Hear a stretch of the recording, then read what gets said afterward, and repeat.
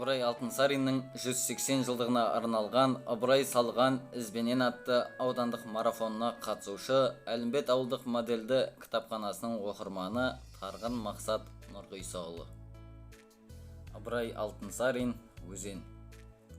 Таулардан өзен ағар сарқыраған, айнадай сәуле беріп жарқыраған, жел соқса, ыстық соқса бір қалыпта аралап таумен тасты арқыраған.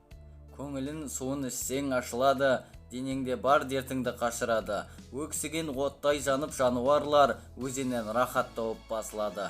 Қынарда тілсіз тұрған тоғайлар да шуылдап желмен бірге басырады. 10 мың мал айдап өтсең лай қалмайды, тасыса су бармаған сай қалмайды. Тасыған өзен судың қуатымен көк шығып шөп бітпеген жай қалмайды.